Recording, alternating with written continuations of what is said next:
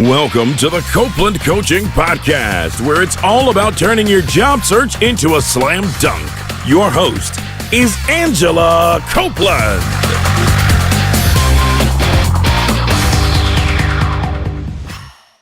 Welcome to the Copeland Coaching Podcast. I'm your host, Angela Copeland. With me today, I have Paul Wolfe. Paul is the Senior Vice President of Human Resources at Indeed.com. He oversees all global human resource functions, including talent acquisition, employee retention, compensation, benefits, and employee development. Paul has over 15 years of experience as a human resource executive, having served as VP and SVP at a number of well-known companies, including Match.com, Orbitz, Conde Nast, and Ticketmaster. Paul, thanks for joining me today. Thanks for having me, Angela. I really appreciate the opportunity. Well, I'm so excited. I'm here with you at Indeed Interactive, which is such an impressive event. It's my first time here. You mentioned this has been around for a couple of years. It has. This is my third one, and it gets more and more impressive every year. Yeah. So we're in Austin, and I know you're going to be talking about something which is actually one of my favorite topics. You're going to be talking about economics and the economics of hiring and some unique insights kind of on the labor market from the Indeed Hiring Lab. And I'm curious, I know you're going to be talking, I think, tomorrow, but I don't think this will be published later. Are there any secrets that you could share with us that you've found? Yeah, I think there are a couple things. I mean, it's interesting. When I first got here, and Tara Sinclair, who I'm presenting with, she's on our hiring lab and one of our economists. And I was here for about a month, and people on my team were pointing me to who you should talk to, who you should get to know, kind of the lay of the land, as anybody does when they're coming into a company. And they're like, oh, you need to meet our economist. And I was like, oh my gosh, we have an economist? And it went back to college, and economics, macro, micro were not my favorite classes. I probably didn't do really well. It's like, I met Tara Sinclair for the first time, and we literally sat down and probably had just this 90-minute conversation, unscripted. Like, we just started talking, and we got into kind of, a little bit about what we're going to talk about this afternoon in our breakout session, supply and demand. And my eyes start to glaze over, and I'm like, well, if you've got a lot of job seekers, like, how are you thinking about your job description, your job titles that you're using? How do you stand out from the crowd? Kind of making sure from a practitioner's perspective and a recruiter's perspective that you're looking at it that way, and putting yourself in the job seeker's shoes. What's a job seeker looking for? And one of the things we talk to clients about a lot is internal titles. So when you talk about clients, you mean like the company, like the hiring manager? Right, the hiring manager. And job seekers obviously are similar to what you refer to as job seekers, people looking for jobs. Yeah. And a lot of companies have very rigorous kind of titling schematics in their organizations. And so a big company may have a title for a job called Marketing Analyst 3, and they use that on their job posting. Mm-hmm. But candidates aren't searching for Marketing Analyst 3. They're looking for marketing, analysis, analytics, and where they want to search. And so just the simple thing of really putting yourself, the client or the recruiter or the hiring manager, putting themselves in the job seeker's shoes. How, if I were a job seeker looking for a marketing role, would I search on Indeed? And then your job description. I think job descriptions have been around for ages. Mm-hmm. I think they're good. Not great. I have a stronger opinion, but I won't say what I said last year at Interactive about them. They're static documents. Mm-hmm. And a lot of companies, hiring managers, even recruiting professionals and HR professionals don't really update them regularly. Right. There's storytelling to what we as HR professionals and recruiters do. Totally. This is a big part of our job. Mm-hmm. Telling the stories of our company to people that don't work for us, that we want to come work for us, or we want to at least be interested in working for us. Mm-hmm. And this static job, we've seen them, it's a paragraph, expertise. It's got like 6 or 7 bullets, maybe 8, mm-hmm. degree requirements, other certifications if needed. It's just not in today's with the advancements in technology in today's world. Like, I don't want to read a static document. Mm-hmm. And so how do we tell that story? And so we still have job descriptions. We still use them as kind of a way we source on Indeed. And so how do you make it a really compelling job description? Right. Make sure it's updated. Make sure it really tells the story of what this job is for and who's going to be successful in it. I think in markets where you have high demand but low supply, Same types of things, like is the job title attracting to people? Are they looking for that? Is the resume or is the job description compelling, and are people searching for that? And again, it goes back to storytelling. One of the other things we talk about, which I find really interesting, is just mobility. And how job seekers, I'm based in Manhattan, so we have the tri-state area, Connecticut, New York, and New Jersey, and it's not uncommon for somebody in New Jersey to be looking at a job in Connecticut or New York. That's a common occurrence. Like, that commute isn't terrible. Yeah.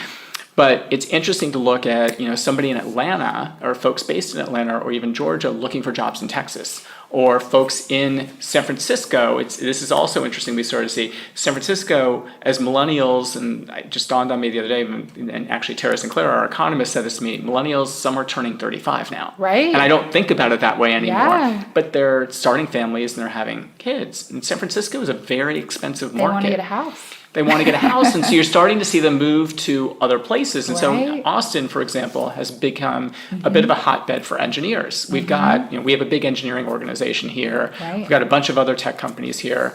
Facebook and Google have started engineering offices here. Yeah. Amazon is hiring engineers here. And the market, the cost is more reasonable in San Francisco, although we've seen the cost, the Yes. living costs go up here.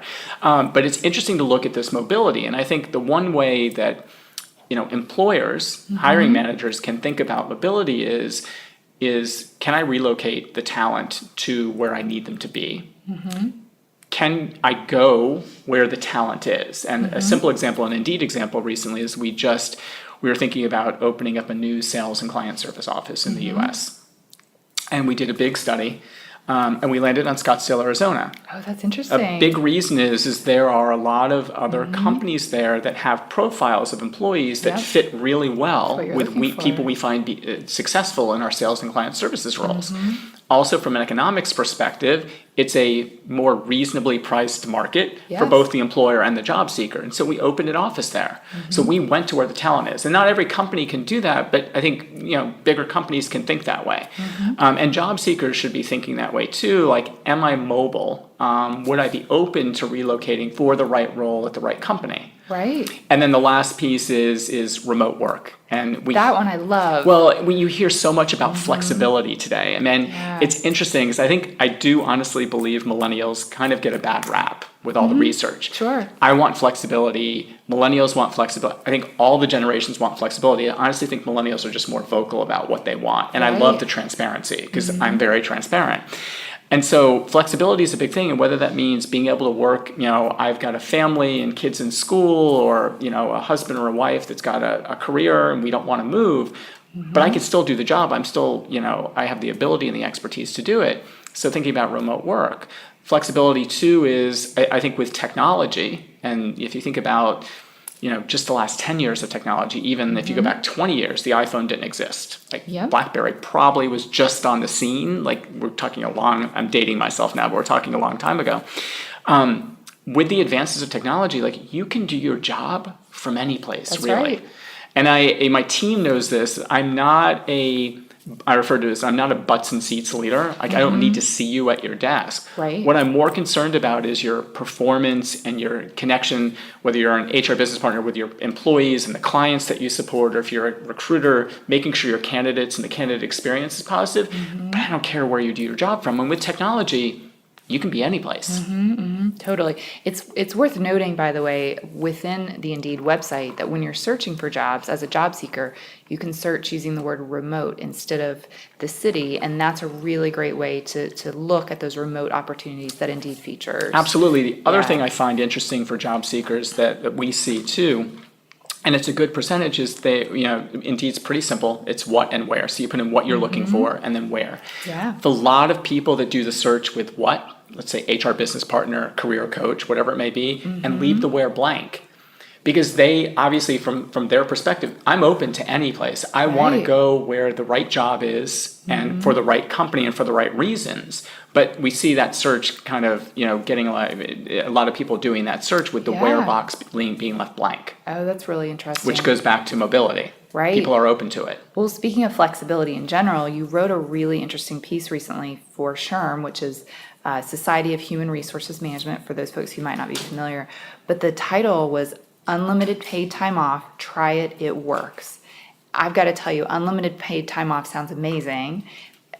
How does it work? Like, what is an employer or employee, like, what should we know? Like, how can we make unlimited time off work? Yep. No, it's a great question. I want to give you a little bit of context. Sure. So we rolled out we refer to it as open PTO, but it's unlimited vacation basically. We rolled it out to our global workforce at all levels, all functions, in January of 2016. And the reason we did it is, and I'm a firm believer in this, is I want our employees to be happy.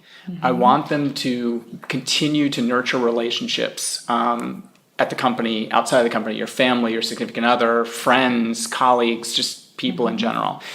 And I think Americans are worse at taking vacation time and I think you covered that than too others. in a Yes, piece, I do which talk I about that. about. I'm not trying to single out Americans. I'm an American. Right. But I think we're not good at taking it off. And it's almost like FOMO, the fear of missing out. Yeah. And I think with technology, again, we stay connected even when we take time off. And so our real focus in Open PTO was, I want you to take the time off before you hit the proverbial wall. Right. Because as an HR leader, I know that when you hit the wall, productivity is not great. Your work product suffers a bit. You probably become a little disengaged at that point. And engagement is something that keeps me up at night. Keeping our employees engaged all the time is really important to me. And so there were a fair amount of skeptics in our organization when I started this conversation about Open PTO. And they're like, oh, you just want to get the financial accruals off our books. I'm like, nope, that's not the reason. Like, I don't care. I'm not the CFO. I love our CFO. He does a very good job. But that's not the reason it is. I truly just want people to step away.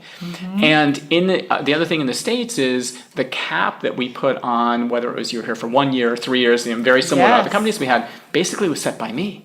And I said, I have no idea what anybody's performance is like other than the people that directly report to me. So why am I the one saying Angela can only take 15 days off next year? Right. And you'd find the other thing we did in the States is with the accrual system, when you left the company, you got paid out for unused accrued vacation time. You'd also find people saving it up to get a payment. Sure. And so we kind of talked about this. And so we rolled out the process. You still have to get the time off approved by your manager. Okay. But the other thing is we empowered managers to be the key decision maker here. Their decision is based on the employee's performance and can the team function for the time that this person's asking for off from a bandwidth perspective, knowing what they have to deliver in a given month, quarter, year, whatever the time period is. Right.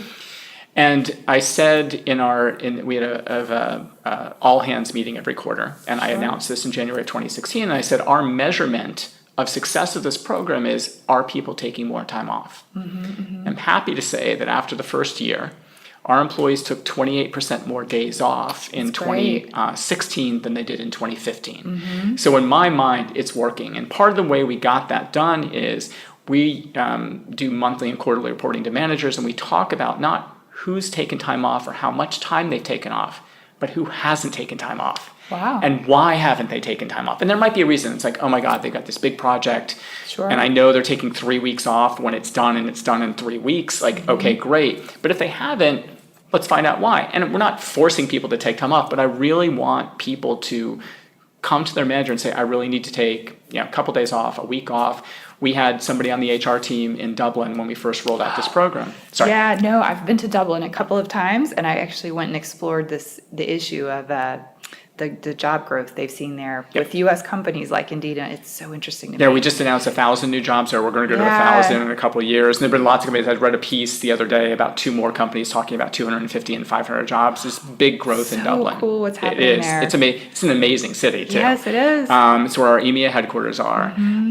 But we had somebody on the recruiting team there, when we first rolled the program out, come and ask for 8 weeks off. Okay. And our VP of recruiting came to me and said, what do we do? Yep. I'm like, it's our program. Like, what's the person's performance like? And she's like, she's a rock star. Like, okay.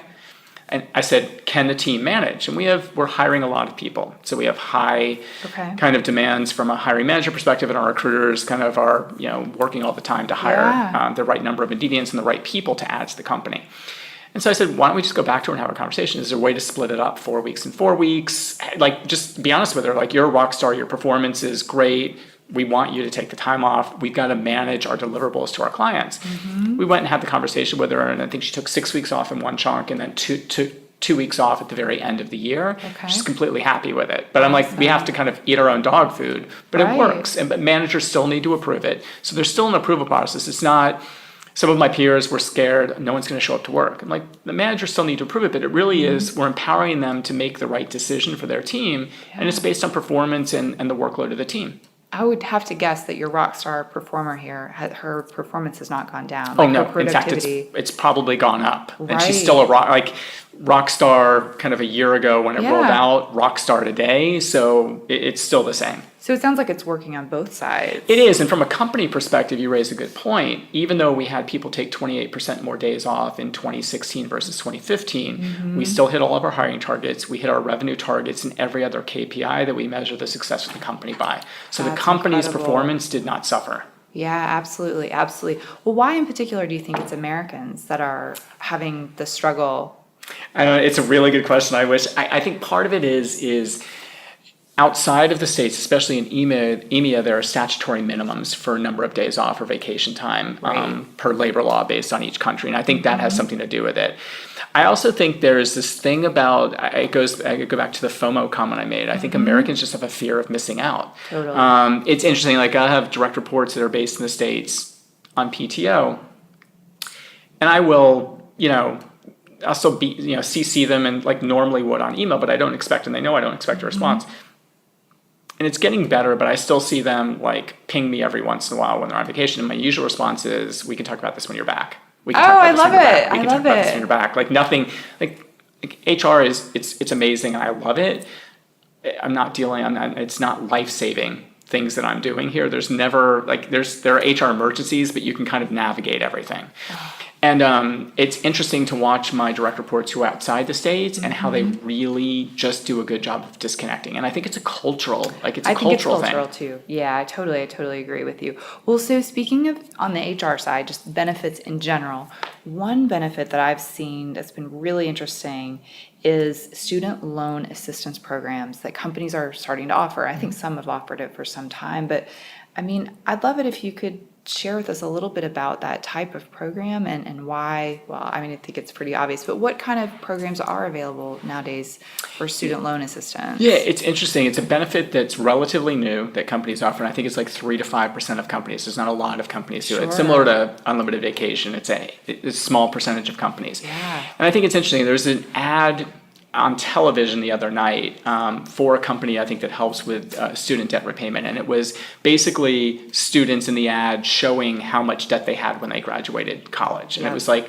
$23,000 to $120,000. Right. And then there was a voiceover. In some cases, it takes 21 years to pay off your 4-year degree. Like you're in a hole before you even start your career, which is tough. And I think companies think about this benefit. It's like, how can we help our employees? We can't pay off the debt for them. And sometimes I've seen some of the plans structured where it's kind of almost like an incentive pay, like a bonus. If you achieve these goals or overachieve, we're going to help you X amount. And others, it's just a flat amount. But I think it's really companies taking the responsibility or the look at their employees and what can we do to help them. And it's interesting, in HR at Indeed, our tagline is, we care about what you care about. And so it's kind of that process of, okay, what's important to our employees and how do we develop programs to help support them and help them continue to grow at Indeed or at any company that they're at. Well, speaking of kind of caring about what the employees care about, are there any other sort of trends in benefits that you've seen that have been kind of interesting or different that companies have started to offer, like the unlimited vacation, like the loan repayment? Is there anything else we should be looking for? I think flexibility, and I mean, I think some companies still don't get it and they don't do it, but I think it goes back to just being open to where people are, whether it's remote work, flexibility in the sense of like our population is kind of skews to late 20s, early 30s. So we have a lot of recently married, new families, new moms, new dads. And so we enhanced our maternity and paternity benefits, or primary caregiver and secondary caregiver leave in the US a year or two ago to really let them take the time off that they need to bond with their babies. And then come back to work. And even for primary caregivers, it's 16 weeks of pay time in the US, and then they get a 4-week transition back to work. And so the first week they may work a day and a half. Okay. or 3 part-time, 3 half days. And then the second week, they may work 1 extra day. And by the 4th week, they've built up to almost a full week. And then on the 5th week, they come back full time. Right. And I've heard from primary caregivers who've taken the 16 weeks off that 4-week transition is hugely important to them to kind of wean themselves and the baby from being together all the time. Like, we've gotten really good feedback. And I think flexibility with work, like, it's not about, are you in your seat from 9 to 5? Because with technology, work life is, there's really no separation. I'm connected all the time, and I can be connected. And so being respectful of and understanding what's important to your employees. If somebody just had started a new family, they may want to leave at 3 o'clock in the afternoon and pick up their son or daughter at childcare, go home, spend some time with them, feed them, put them down, have dinner themselves, and then they get back online and do work in the evening. We see a lot of that now with our population. And I think companies being open to that, it's really important. I go back to, I think it's important that people get their job done and their performance is good. It doesn't necessarily make a sense all the time. As some jobs it does, they're more prescriptive, but where they do that from or when they do that, as long as the work is getting done and their performance is strong. Yeah, I totally agree. I do think people really value flexibility.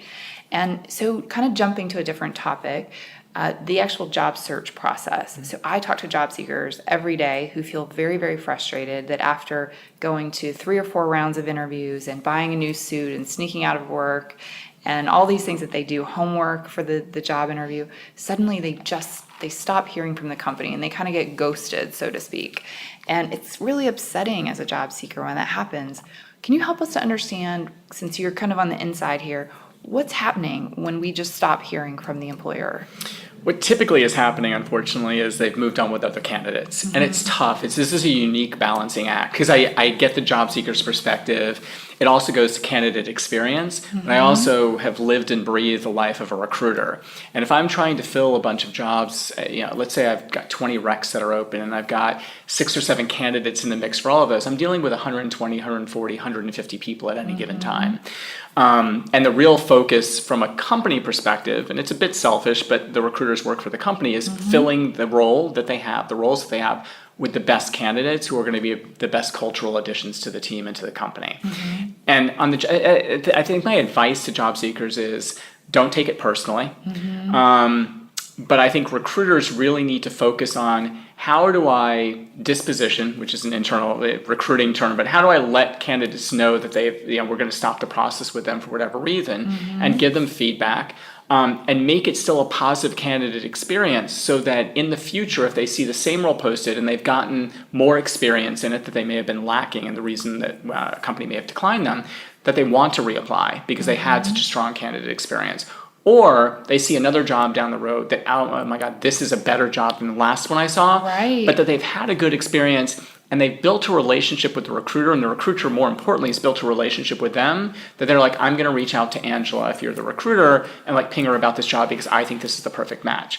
I do think that jobs, careers, whatever you want to call it, a lot of it is about timing. Right. But on the recruiting side, it's building these strong relationships and personal connections, and kind of nurturing them, and checking in with people throughout the course of time. And when you've got there as a recruiter, if you've got the right role, like, oh my gosh, I interviewed Angela a year ago. I think she might be open to this because we talked a couple months ago and she was happy, but not overly happy at her current job. I'm going to reach out to her because I think this is the perfect fit. I think that is the best recruiter that builds these relationships that span over time.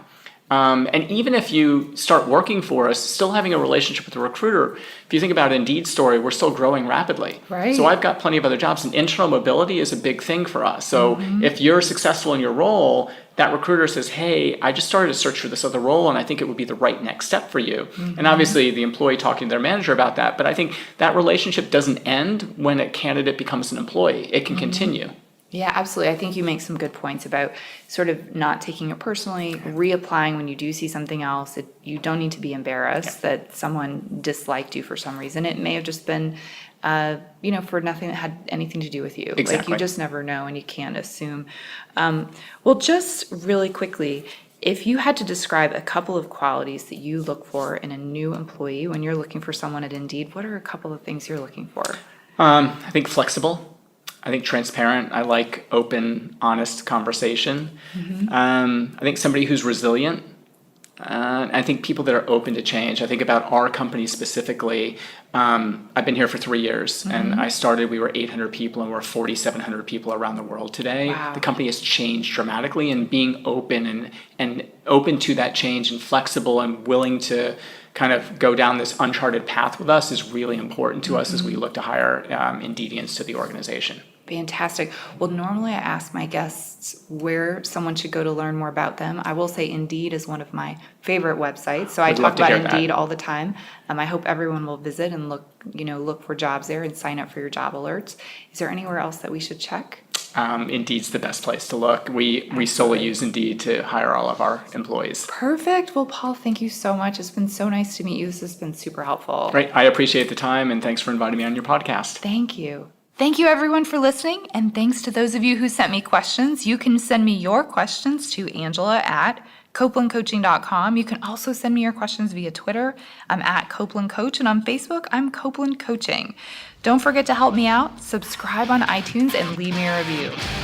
Thank you for listening to the Copeland Coaching Podcast today with your host, Angela Copeland. Tune in next time to get more great tips on turning your job search into a slam dunk.